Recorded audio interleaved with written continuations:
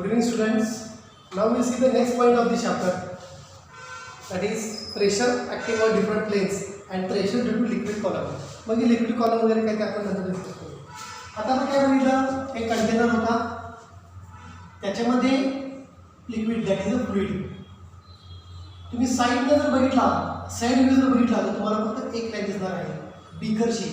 Top view वरून जर बघितला तर तुम्हाला असं दिसणार आहे. बरोबर, म्हणजे ही एक वरची लेअर आहे. वरची लेअर अशी असणार आहे. पहिली लेअर मी सांगतो तुम्हाला, दुसरी, तिसरी, चौथी असे नंबर ऑफ लेअर्स असतात लिक्विडच्या टिल द बॉटम. आणि याच्यावरती फोर्स कसा अप्लाय झाला पाहिजे? नॉर्मल अप्लाय झाला पाहिजे. म्हणजे लेअरवरती फोर्स कसा अप्लाय झाला पाहिजे? नॉर्मल. एरिया ए आहे, so pressure acting is a normal force, FN म्हणतो, normal force upon area. So this is a pressure acting. ठीक आहे. एक सरफेस मी घेतो या केसमध्ये, हा आहे हॉरिझॉन्टल सरफेस. प्रेशर असं अप्लाय झालं. At the same time what happen, या पॉईंटला प्रेशर अप्लाय झालं. किती प्रेशर अप्लाय झालं? P. Okay, with force F1. इथं फोर्स FN च्या ऐवजी काय घेतो? इट इज FN1, म्हणजेच तो F1 आहे. I can directly take here force as a F1. म्हणजे applying the force on one layer of liquid, applying the force on one layer of liquid, at the same time what happens, who is applying the opposite force? बघा point काय आहे? Pressure application. Pressure application on surface of fluids. Pressure application on surface of fluids. Pressure कसं apply झालं? असं apply झालं. At the same time, water applies, that liquid applies opposite pressure to the upward direction. म्हणजे हे pressure apply झालं असं. At the same time, इथं कसं प्रेशर अप्लाय होणार आहे? वॉटरकडून जिथं प्रेशर अप्लाय केलं त्याच्या अपोजिट डायरेक्शनला, म्हणजे हे प्रेशर आहे डाऊनवर्ड डायरेक्शनला आणि हे प्रेशर काय आहे? अपवर्ड डायरेक्शनला. म्हणजे इथं जर प्रेशर मी घेतलं P1 is equal to F1 upon A, तर इथं प्रेशर काय असणार आहे? P2 is equal to F2 upon A. ही जर असेल ॲक्शन, ही जर असेल ॲक्शन, तर त्याच्या अपोजिट डायरेक्शनला काय असणार आहे? Reaction. Who is producing reaction? Water producing reaction. Surface असा आहे, प्रेशर असा अप्लाय केलं की झाली ॲक्शन. याच्या खाली काय? वॉटरच आहे. Water also applying opposite pressure to the area. ज्या एरियावरती P1 ॲक्ट झालं डाऊनवर्ड डायरेक्शनला, त्याच एरियावरती वॉटरकडून त्या एरियावरती अप्लाय होणारा प्रेशर कसं असणार आहे? Upward direction. That pressure is said to be reaction. That pressure is said to be reaction. So P1 is equal to F1 upon A and P2 is equal to F2 upon A. Keep in mind always, reaction produced by water on the area. Reaction produced by water on the particular area. म्हणजे इकडून water करून इकडं असं आपल्याला आहे. हे झालं horizontal सरफेससाठी. जर एरिया असा असेल तर व्हर्टिकल, म्हणजे एक कुठला तरी एरिया कन्सिडर करा वॉटरमधला. वॉटरमधला हा प्लेन कन्सिडर करतो. हा प्लेन कसा आहे? This plane is said to be vertical plane. This plane is said to be vertical plane. मग प्रेशर कसं अप्लाय होईल? एका डायरेक्शनला जर असा अप्लाय झालं pressure F1 upon A1, that gives pressure. Water लेअरवरती प्रेशर अप्लाय झालं असं, तर वॉटरकडून त्या एरियावरती प्रेशर कसं अप्लाय होणार आहे? त्याच्या अपोजिट डायरेक्शनला असं अप्लाय होणार आहे. म्हणजे इथं फोर्स कसा असणार आहे? F2 upon the same area A2. मी इथं A घेतो कारण एरिया दोघांसाठी सेमच आहे. That's why I can take here the same area. मग इथे काय मिळणार आहे? Pressure P2. मग हे P2 काय? रिॲक्शन, वॉटरकडून एरियावरती ॲक्ट झालेलं. आणि P1 काय? एक्सटर्नली अप्लाय झालेला force, that is externally application of pressure, that is said to be again action. सरफेसवरती ॲक्ट होणारं प्रेशर ॲक्शन, वॉटरकडून सरफेसवरती ॲक्ट होणारं pressure that is reaction. Again here is the Newton's third law of motion is applicable. For every action there is equal and opposite reaction. So keep in mind, pressure apply on horizontal surface, pressure apply on a vertical surface of the fluid. आता आपण बघायचं आहे actually pressure किती असतं liquid कॉलममध्ये. आता column म्हणजे काय नेमका बघा.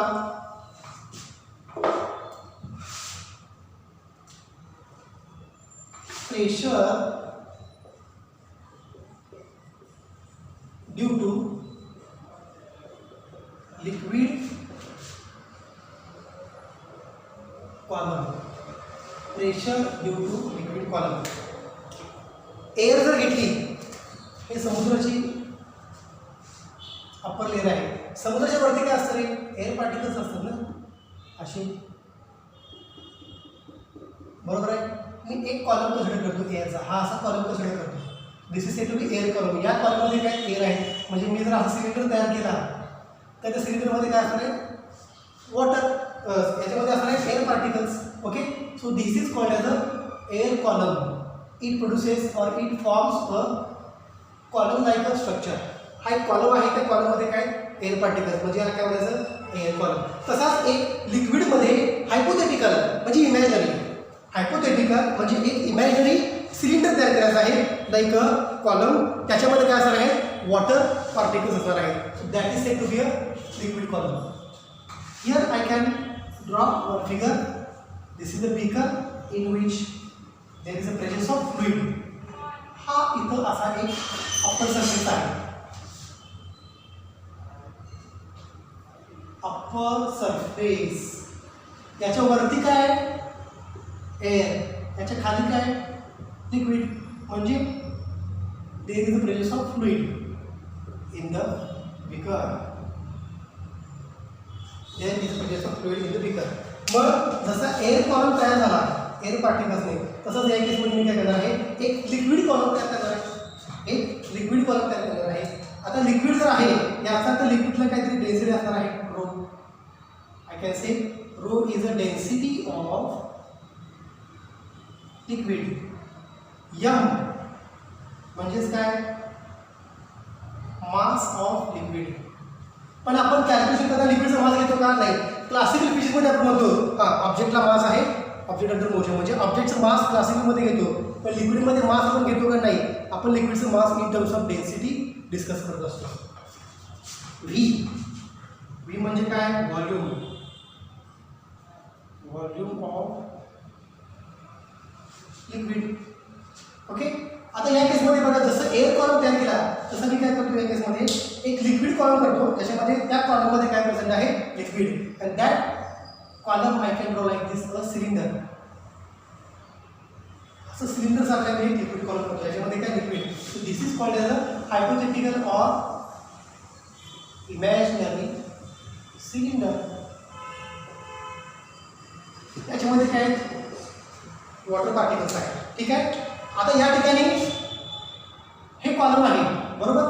मग या कॉलममध्ये असणाऱ्या लिक्विड पार्टिकल्स हे सगळ्यांचं मास कुठे असणार आहे? Concentrated at the centre. The point at which whole mass of the body is suppose to be concentrated. That point is called as a centre of gravity. Centre of mass असेल तर क्लासिकलला. इथं water कसं आहे? It is acting a weight vertically downwards. इथं weight कसं act होतं आहे? Vertically downwards. त्यामुळे इथं काय असणार? Action of centre of mass. Here this is to B centre of gravity. या पॉईंटला सगळ्या वॉटर पार्टिकल्सचं कॉलममध्ये असणाऱ्या वॉटर पार्टिकल्सचं मास काय झालं आहे? कॉन्सन्ट्रेटेड झालेलं आहे. सगळ्या पार्टिकलचं मास कसं आहे? It is said to be concentrated here. मग आता या ठिकाणी आपण काय करायचं आहे? प्रेशर कॅल्क्युलेट करायचं आहे. Here we are going to find the pressure due to liquid column. Pressure due to liquid column.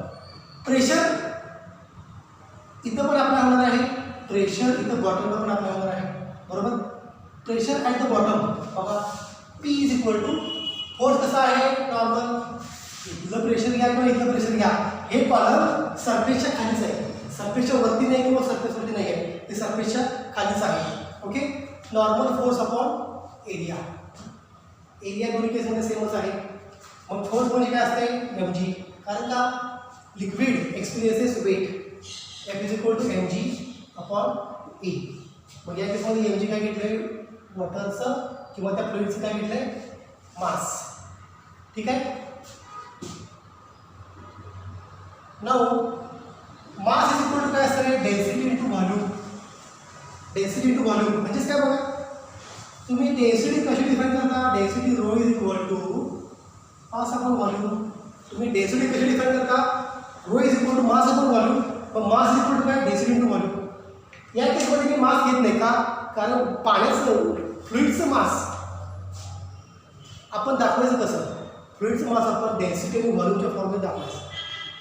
क्लासिकलमध्ये ठीक आहे, क्लासिकलमध्ये मास काहीतरी दिलेलं असतं 1 kg 2 kg. आपण पाण्याचा मास म्हणतो का? किंवा फ्लुइडचा मास म्हणतो का? मिल्क 1 किलो मिल्क म्हणतो का? नाही, 1 लिटर मिल्क म्हणतो. We cannot say 1 kg milk, we can say 1 litre milk in terms of volume. त्यामुळे या केसमध्ये आपण मास कशाच्या फॉर्ममध्ये घ्यायचा आहे? डेन्सिटी आणि व्हॉल्यूमच्या फॉर्ममध्ये घ्यायचा आहे. जर मासची व्हॅल्यू डेन्सिटी इंटू व्हॉल्यूम असेल तर मग काय झालं? बघा, प्रेशर लिक्विड कॉलममध्ये प्रेशर किती ॲक्ट होईल? बघा, pressure P is equal to एमची value density into volume into G upon area. बरोबर? ही व्हॅल्यू कुठं केली रे? मासची व्हॅल्यू काय कुठं केली? Density into volume into G आहे कसं घेतलं? Upon area A. पण आता या सिलिंडरचा व्हॉल्यूम काय? हाईट. बरोबर का? आणि area into height that gives volume of cylinder. Area into height that gives the volume of cylinder. मग सिलेंडरचा व्हॉल्यूम किती येणार आहे? V row. व्हॉल्यूम म्हणजे काय असणार आहे? Area into height. Area into height G upon हा एरिया गेट्स कॅन्सल.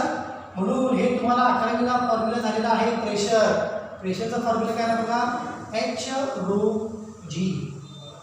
प्रेशरचा फॉर्म्युला काय झाला बघा? H rho G. This is equation 1.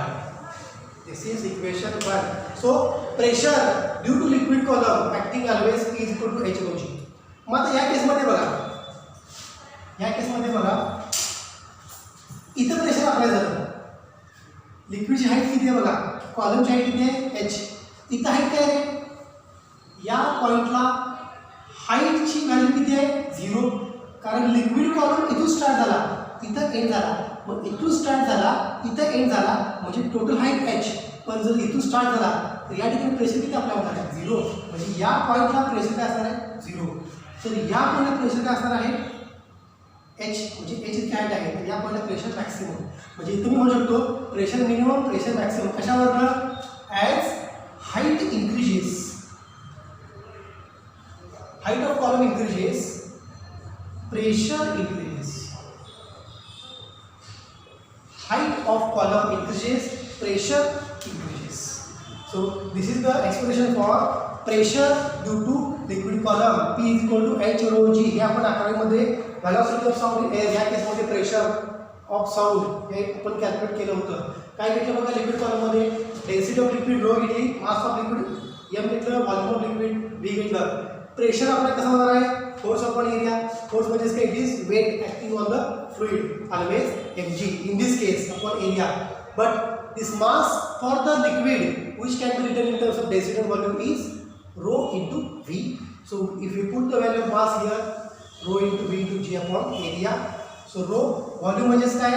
सिलिंडरचा व्हॉल्यूम काय असतो? Area into height. तो घेतला area into height into G upon A. So pressure P is equal to H rho G. This is the pressure due to liquid columns. This is the pressure due to liquid columns.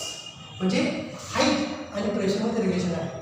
जशी depth वाढत जाईल बघा ना, surface पासून हा point पकडा आणि surface पासून हा पॉईंट पकडा. डेप्थ कुठे जास्त आहे? इथे डेप्थ आहे ना. म्हणजे जसं खाली जाणार, डेप्थला जाणार, तसं प्रेशर वाढत जातं. तुम्ही स्विमिंग पूलमध्ये बघितलं आहे, तुम्ही जेव्हा पाण्याच्या खाली जात आहे तुम्हाला प्रेशर जास्त एक्सपिरियन्स होतं. का? कारण जशी हाईट वाढत जाईल, सरफेसपासून तुम्ही जसं खाली जाणार, हाईट वाढत जाईल, म्हणजेच डेप्थ वाढत जाईल, तसं काय होणार आहे? Pressure acting on body which will increases. म्हणजेच काय? हाईट इन्क्रीजेस म्हणजेच डेप्थ इन्क्रीजेस, प्रेशर इन्क्रीजेस. या हाईटचा आणि आपल्या क्लासिकल फिजिक्सच्या हाईटचा काही संबंध नाही. ही हाईट म्हणजेच काय? Depth.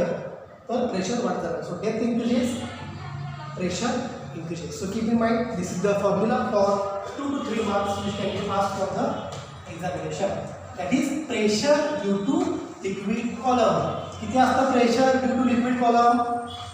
P is equal to H rho G. What is this H? That is height, or you can say the depth. Okay. Rho density of the fluid and G gravity acting on the particular fluid. Fluid wise gravity ही तुमची कमी जास्त होत असते. म्हणजे हानी घेतलं तर हानीसाठी वेगळं ग्रॅव्हिटी ॲक्ट होणार आहे, आणि जर वॉटर घेतलं तर वॉटरला सुद्धा वेगळी ग्रॅव्हिटी ॲक्ट होणार आहे. पण या केसमध्ये एक एक्झाम्पल घेतो. हा एक बीकर घेतो, ओके. हा दुसरा बीकर घेतो. प्रेशर आणि हाईट्स काय रिलेशन आहे बघा. हा बीकर असा भरलाय, ओके. सेकंड बीकर हा असा भरलाय, सेकंड बीकर हा असा भरलाय, ठीक आहे. This is beaker filled with one fluid. हा बीकर आहे ए, हा बीकर आहे बी, ठीक आहे. This second beaker again filled with the second liquid. या लिक्विड डेन्सिटी आहे ρ2, या लिक्विड डेन्सिटी आहे ρ1. कंडिशन काय आहे, ρ1 इज नॉट इक्वल टू ρ2. म्हणजे हे जे लिक्विड आहे याची डेन्सिटी आणि हे जे लिक्विड आहे याची डेन्सिटी काय, टोटली वेगळी. दोघांची डेन्सिटी बघा टोटली वेगळी आहे. पण या जितक्या हाईटला इथं जे प्रेशर अप्लाय झालंय त्याच हाईटला इथे प्रेशर अप्लाय झालंय. म्हणजेच काय, point of application of pressure is same for both the cases. दोघांची लिक्विडची हाईट सेम आहे. Point of application of pressure, ज्या लेवलवरती प्रेशर अप्लाय झालंय त्याच लेवलवरती इकडे प्रेशर अप्लाय झालंय. फक्त फरक काय, इकडे जे प्रेशर अप्लाय झाले ज्या लिक्विडवरती त्याची डेन्सिटी काय आहे ρ1. इकडे जे प्रेशर अप्लाय झाले ज्याची डेन्सिटी आहे ρ2, त्याचं प्रेशर काय आहे P2. मग दोघांची डेन्सिटी काय नॉट इक्वल. मग जर डेन्सिटी नॉट इक्वल असेल तर त्याचा प्रेशरवरती काय फरक पडेल का ते आपण या केसमध्ये आता डिस्कस करायचं आहे. बघा इथं प्रेशर कसं अप्लाय झालं आहे P1. Pressure acting is the same. दोन्ही पॉईंटला pressure P1 is equal to P2. म्हणजे pressure at a point, pressure at a point is same. Pressure at a point is same. मग या ठिकाणी प्रेशर किती आहे, P1 is equal to F1 upon A1. बरोबर आहे. P1 is equal to F1 upon A1. मग F1 म्हणजेच काय, mass into gravity upon A1. बरोबर. मग मास कसं लिहायचं डेन्सिटीच्या फॉर्ममध्ये, रो बघा rho into volume into g upon A1 is equal to rho into volume कसा असणार याचा, area into height. Area into height, height same आहे दोघांची, ओके. मी याची घेतो हाईट H1, याची घेतो हाईट H2, ठीक आहे. ही जर घेतली H1 इंटू जी और A1, एरिया सेम आहे. म्हणजे प्रेशर इथे किती मिळालं, रो H1 G. प्रेशर किती मिळालं ए कॉलमसाठी P1 is equal to rho H1 G. मग रो त्या ठिकाणी आपण काय घेतलं ρ1, म्हणजे मी इथे घेतो ρ1, इट इज ρ1. तर सेकंड बिकरला प्रेशर काय असेल, P2 is equal to direct घेऊ का ρ2 H2 G. P1 प्रेशर किती आपल्याकडे आहे ρ1 H1 G. Point of application of pressure is same but densities are different. मग हे जर इक्वेशन 1 कन्सिडर केलं, हे जर इक्वेशन 2 कन्सिडर केलं, काय करायला पाहिजे आता, रिलेशन काढायचं आहे प्रेशर, हाईट आणि डेन्सिटीमध्ये.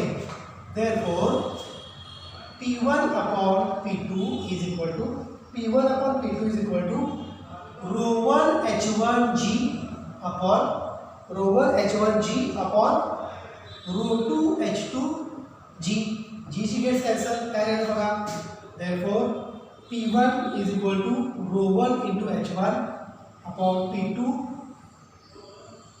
Equal to ρ2 H2. Therefore H2 upon H1 is equal to ρ1 upon ρ2 into P2 upon P1. This is relation between height, density and pressure. जर height same असेल, ही height H1 आणि ही height H2 जर same असेल तर हा factor काय येणार आहे, इट इज 1. हा जर 1 आला, if H1 is equal to H2, दोन्ही हाईट सेम असतील लिक्विड कॉलमच्या तर काय येणार आहे therefore 1 is equal to ρ1 upon ρ2 into P2 upon P1 म्हणजेच मी असं लिहू का P1 by P2 is equal to ρ1 by ρ2. जर डेन्सिटी वाढली तर प्रेशर वाढणार, जर डेन्सिटी कमी झाली तर प्रेशर कमी होणार. दोघांचा अर्थ एकच आहे बघा. P1 proportion to ρ1, P2 proportion to ρ2. हे कधी हाईट सेम असेल तर ठीक आहे. मग जर आपण घेतलं वॉटर आणि जर आपण घेतलं हनीची डेन्सिटी जास्त असते, हनीची डेन्सिटी जास्त असते त्यामुळे त्याच्यावरती ॲक्ट करणारा प्रेशर जास्त असतं. वॉटरची डेन्सिटी कमी असते त्यामुळे त्याच्यावरती ॲक्ट करणारं प्रेशर कमी असतं. का? कारण दोघांची डेन्सिटी बघा, density of water is less than density of honey. That's why pressure acting on water is less than pressure acting on the honey. तेच आपल्याला इथे डिस्कस करायचं आहे. प्रेशर अँड डेन्सिटी रिलेशन और pressure and height relation. Okay, so here we can stop. That is the concept regarding the pressure acting on a different beakers with the same height but different densities. And याच्या अगोदर आपण एक point बघितला तो म्हणजे काय pressure due to liquid column.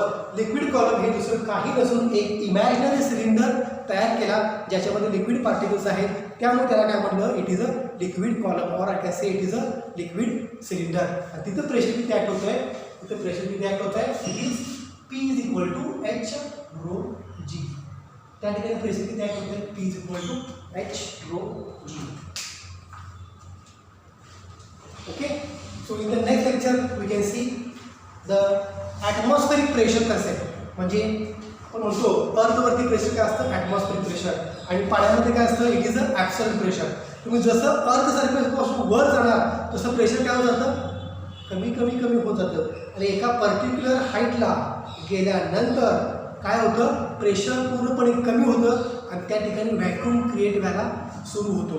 So whenever you are present on the surface of earth that pressure is said to be a atmospheric pressure. मग ते ॲटमॉस्फेरिक प्रेशर कन्सेप्ट काय आहे ते आपण नेक्स्ट लेक्चरला बघू. आणि वॉटरमध्ये किंवा लिक्विडमध्ये जर खाली गेला इन्सर्ट डेप्थ तर ते ॲब्सॉल्यूट प्रेशर किती असतं त्याचा फॉर्म्युला काय ते आपण नेक्स्ट लेक्चरमध्ये बघायचं. Today you can stop for this point. Thank you.